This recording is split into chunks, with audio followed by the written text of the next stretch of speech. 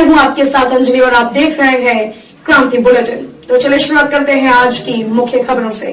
Covid के चलते पिछले 2 साल से बंद रही कांवड़ यात्रा इस बार खोल दी गई है, जिसके चलते इस समय फाल्गुन मास में चलने वाली कांवड़ यात्रा हरिद्वार से चल रही है, जिसमें बड़ी संख्या में शिव भक्त श्रद्धालु हरिद्वार से गंगा जल लेकर अपने गंतव्य की ओर रवाना हो रहे हैं। एसएसपी हरिद्वार डॉक्टर योगेंद्र सिंह रावत ने कांवड़ियों की भीड़ को देखते हुए सुरक्षा व्यवस्था के यह इंतजाम किए हैं। वहीं अखिल भारतीय अखाड़ा परिषद महानिर्वाणी के अध्यक्ष रविंद्र पुरी महाराज ने इसे भगवान शिव की महिमा बताया है। उन्होंने कहा है कि शिव ही प्रारंभ है और शिव अंत है। भगवान शिव की नगरी है हरिद्वार और अब कोरोना का अंत होने जा रहा है। शिवरात्रि पर हरिद्वार में दक्षेश्वर महादेव मंदिर पर विशेष आयोजन भी इस बार किया जाएगा। फाल्गुन मास के कृष्ण पक्ष की त्रोची तिथि को आता है। प्रत्येक मास में शिवरात्रि आती है, लेकिन वर्ष भर में एक बार महाशिवरात्रि का पर्व आता है। हरिद्वार चूंकि कलयुग का प्रधान तीर्थ है और गंगा जी का यहाँ जो जल है उसको लेकर के कांवड़ यात्री जो हैं वो संपूर्ण उत्तर भारत में अपने अपने शिवालयों में पैदल अथवा गाड़ी के द्वारा ले जाकर के अभिषेक करते हैं। वैश्विक महामारी कोरोना का जो संकट काल है वो लगभग समाप्ति की ओर है और भगवान शिव सब पर कृपा करेंगे। गंगा मैया की कृपा रहेगी। गांव, नगर और महानगरों में सभी जगह से इस प्रकार के समाचार प्राप्त हो रहे हैं कि भगवान शिव की जो महाशिवरात्रि का अभिषेक है वो कोरोना के समूल नष्ट करने के लिए भक्तों की जो प्रार्थना है उसको स्वीकार करेंगे। इस प्रकार भगवान शिव ने संसार के रक्षण के लिए विषपान किया था। इस बार ये आशा है कि इस कोरोना रूपी विष का पान भगवान शिव के चरणों में समर्पित होकर के वो नष्ट हो जाएगा और सारा संसार इस कोरोना की वैश्विक महामारी से मुक्त होगा। इन्हीं प्रार्थनाओं के साथ हरिद्वार दक्षेश्वर महादेव मंदिर के पवित्र प्रांगण से समस्त उत्तराखंडवासी और देशवासियों को महाशिवरात्रि के पावन पर्व की बहुत बहुत शुभकामनाएं, बहुत बहुत बधाई। प्रथम अवतार हुआ है सती का, उनका यहाँ जन्म स्थान है और भगवान शिव की ससुराल है कनखल दक्षेश्वर महादेव मंदिर को माना जाता है। तो इसलिए कलयुग में भी भगवान शिव जब श्रावण मास प्रारंभ होता है तो गुरु पूर्णिमा से लेकर के जन्माष्टमी तक पूरा 1.25 महीना यहाँ कनखल में निवास करते हैं, ऐसी पौराणिक मान्यता है। और वर्तमान समय में भगवान शिव ही एक ऐसे देवता हैं जो गरीब अमीर सभी लोगों को एक श्रद्धा भाव से एक लोटा गंगा जल से ही वो प्रसन्न हो जाते हैं।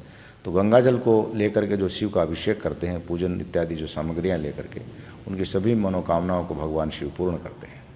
जैसा कि आप जानते हैं कि पिछले 2 कांवड़ के दौरान कोविड होने के कारण यात्रा प्रतिबंधित थी और इस बार जो कोविड नियम है इनमें शिथिलता दी गई है। इस कारण काफ़ी संख्या में कांवड़ यात्री हरिद्वार में पधार रहे हैं और कांवड़ भर के वापस जा रहे हैं।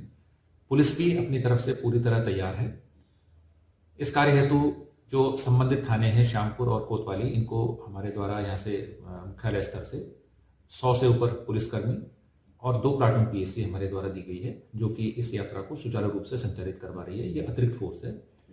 इसके अलावा यदि आवश्यकता होगी तो और अधिक फोर्स दिया जाएगा और यात्रा वर्तमान में सुचारू रूप से चल रही है। लक्सर के मंगलौर कोतवाली पुलिस ने आसफ नगर गंगनाहर झाल से 2 शवों को बरामद किया है, जिन्हें पुलिस ने पोस्टमार्टम के लिए सिविल हॉस्पिटल रुड़की भेज दिया है। फिलहाल पुलिस पोस्टमार्टम रिपोर्ट आने का इंतजार कर रही है। शवों की पहचान संदीप कुमार और भरत पूनिया निवासी मेरठ के रूप में हुई है। दोनों युवक बीते 17 फरवरी को मसूरी अपने दोस्त के साथ घूमने के लिए जा रहे थे। जैसे ही वह रुड़की पहुंचे तो सुबह लगभग 4 बजे सोनाली पार्क के पास सेल्फी लेने के लिए रुके थे, जहां उन्होंने जैसे ही सेल्फी ली तो संदीप कुमार और भरत पूनिया तेज पानी के बहाव में बह गए, जिनका कोई सुराग नहीं लग पाया था, जिसके बाद दोनों के परिजनों में कोहराम मच गया था। हालांकि पुलिस ने गोताखोरों की मदद ली, लेकिन काफी तलाश के बाद भी दोनों का कोई सुराग हाथ नहीं लग पाया था। आज संदीप और भरत कुमार के शवों को मंगलौर कोतवाली पुलिस ने आसफ नगर गंगनाहर झाल से बरामद किया है। परिजनों के मुताबिक भरत कुमार रुड़की में एक इंस्टीट्यूट का छात्र था, जबकि संदीप कुमार एक ट्रांसपोर्ट कंपनी का कर्मचारी था, जो बीती 17 फरवरी को अपने अन्य दोस्तों के साथ घूमने के लिए मसूरी जाने के लिए निकले थे। फिलहाल मंगलौर कोतवाली पुलिस पोस्टमार्टम रिपोर्ट आने का इंतजार कर रही है। वहीं परिजनों ने पुलिस अधिकारियों से पूरे मामले की जांच की मांग की है। वह है एक कोटवाल नहर में और एक जो है मोहम्मदपुर झाल में आज सुबह मिला है। इनके परिजन आ गए हैं। अब तक इतना जानकारी में आया है कि यहाँ घूमने के लिए आए थे और सेल्फी देते समय यह हादसा हुआ था। वो शव जो है, एक का नाम संदीप, एक का नाम भरत है। अब ये चूंकि इनका घटना स्थल रुड़की क्षेत्र में पड़ता है तो इस संबंध में पूर्ण जानकारी आपको वहाँ के ही पुलिस अधिकारी दे सकेंगे। मामला ऐसा था जी, ये बागपत से घूमने के लिए 17 तारीख को ये जो भाई हमारे हरिद्वार, ये ऋषिकेश और मसूरी, देहरादून जाएंगे। तो ये रात को जब आए 17 तारीख में, आने के बाद इनका मतलब ये रुड़की तक पहुँचे, क्या मामला हुआ क्या नहीं हुआ, इसमें दो बह गए।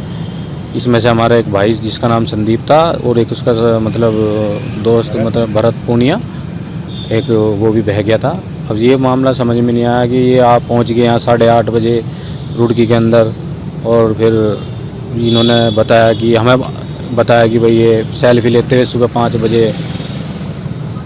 5 या 4-5 बजे गिरे हैं। ये अब बताओ कि 4-5 बजे कौन सेल्फी लेता है, क्योंकि मामले की जांच अभी हम कह रहे हैं कि भाई पुलिस प्रशासन तो कह रहे हैं कि भाई हम इसकी सही बिल्कुल जो देखो हादसा अगर हुआ है तो उसमें तो हम भी मतलब वो कर लेंगे। अगर इसमें कोई षड्यंत्र है या जैसे भी कोई बात है, पुलिस प्रशासन से देखो जी इस चीज़ के बारे में हम कुछ नहीं कह सकते। इस चीज़ के बारे में तो पुलिस प्रशासन ही बताएगा, क्योंकि ये मामला रात को 10:30 बजे के बाद हुआ है, 17 फरवरी ठीक है जी 2022 में ही।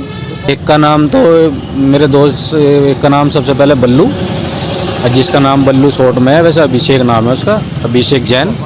उसके बाद था राकेश गुप्ता, उसके बाद हमारे वाला भैया संदीप, और एक भरत पूनिया का लड़का। ऐसा ही है ये मथुरा के अंदर। फिलहाल अब इनकी ड्यूटी चल रही है। एक इनका लड़का था, और फिर उसके बाद जब ये रुड़ गया है, इन्होंने एक लड़का 5 लिया, उसका नाम था युग, उसका नाम युग था। और ये इन्होंने फिर ये कहाँ गए, क्या हुआ, क्या सिस्टम बना, तो हमें तो अगले दिन पता चला फिर कि भाई ये ऐसे सुबह 5 बजे सेल्फी ले रहे थे और ये गिर गए नहर में। अब कोई कहने वाला हो कि भाई सुबह 5 बजे कौन सेल्फी लेता है। सब मिल गए हैं। लक्सर और खानपुर के आपूर्ति निरीक्षक पर कार्रवाई की सिफारिश। सरकारी सस्ते गल्ले के खाद्यान्न वितरण की शिकायतों की जांच के लिए एसडीएम आपूर्ति विभाग के कार्यालय पहुंचे, लेकिन लक्सर और खानपुर दोनों ब्लॉकों के आपूर्ति निरीक्षक कार्यालय में मौजूद नहीं मिले। एसडीएम ने डीएम से दोनों के खिलाफ कार्रवाई की सिफारिश की है। लक्सर और खानपुर ब्लॉकों के आपूर्ति निरीक्षकों का संयुक्त कार्यालय लक्सर तहसील परिसर में है। एसडीएम वैभव गुप्ता को कई गांवों में सस्ते गल्ले के राशन वितरण में गड़बड़ी की शिकायत मिली थी।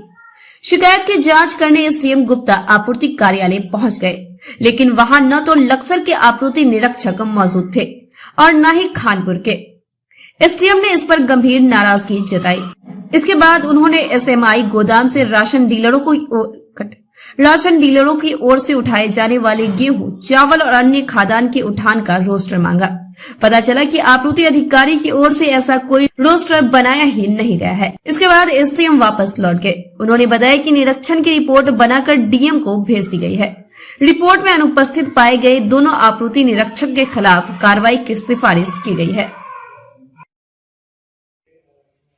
खाद्यान्न वितरण से संबंधित कुछ शिकायतें लंबे समय से मिल रही थी, और खाद्यान्न वितरण का जो राशन उठान का जो रोस्टर है वो भी वहाँ का अभी तक बनाया नहीं गया है। इस संबंध में आज पूर्ति निरीक्षक लक्सर खानपुर का निरीक्षण किया गया। दोनों ही पूर्ति निरीक्षक बिना किसी सूचना के वहाँ से अनुपस्थित पाए गए, और इसके लिए उन पर संबंधित आवश्यक नियमानुसार कार्रवाई करने हेतु संशोधित की जा रही है।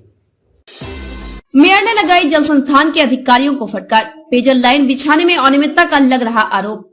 करोड़ों की लागत से उत्तराखंड जल संस्थान के द्वारा वार्डों में पेयजल की पाइपलाइन बिछाने का काम किया जा रहा है, जिसमें अनियमितता और लापरवाही बरतने का आरोप लग रहा है।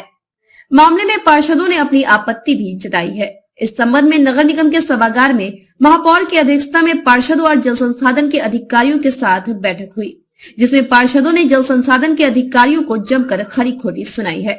साफ कहा है कि यदि नियम अनुसार जल संस्थान काम नहीं करेगा तो वो काम नहीं होने देंगे। महापौर ने भी जल संस्थान के अधिकारियों को जमकर फटकार लगाई। खबरों में अब तक के लिए बस इतना ही। मिलते हैं फिर ऐसे ही बड़ी खबरों के साथ। तब तक के लिए नमस्कार और देखते रहिए क्रांति बुलेटिन।